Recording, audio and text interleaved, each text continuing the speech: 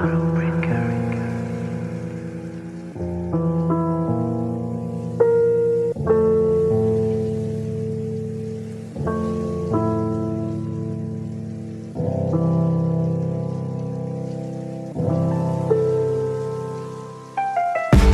سرد بود و قلبم هم شکسته تر. زندگیم به درد بود تو روزگار تلخ من.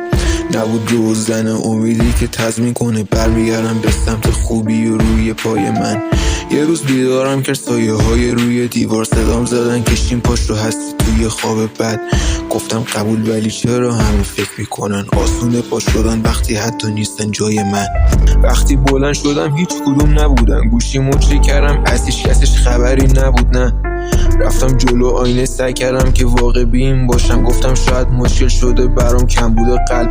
از اون ور به خودم سر تکون دادم، انگار اونم میخواست بگه بهم رفتش دیگه درمون من. نمیدونه اون که الان چی شده و چی میشه تو سر من، ولی اون پیشم بود و نمونده رفت. بعدش دیگه حتی قلب من روشن نشد، صداهای توی سرم کم شد ولی قطع نشد. تو دنیای سرم خودم شدم بازیچو، قلب و روحم اون قدم که میگفتن سرد نشد. روزا رو من توی فکر به خودم ادامه دادم و مشکلاتم حتی تو خودم هم کم نشد. اونقدر موندم تا رفتم پیش یه تراپیست و همه چیزو گفتم، ولی با حرف حتی جمع نشد.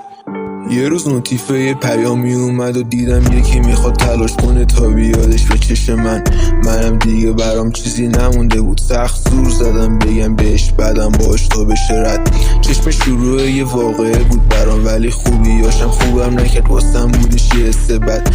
هی قور زدم سرش بازم خوب بود، باهم چند بار بد زدم بهش اونم بکشه درد.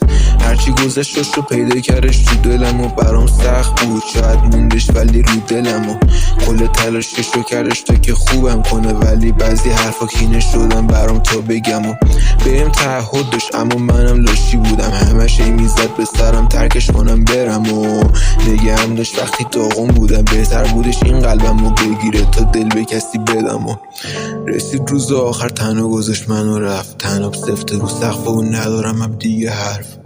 نگام روی بیرونه و داره الان میاد برف. زیرم خالی شد و دیگه چیزی نیستش برام سخت.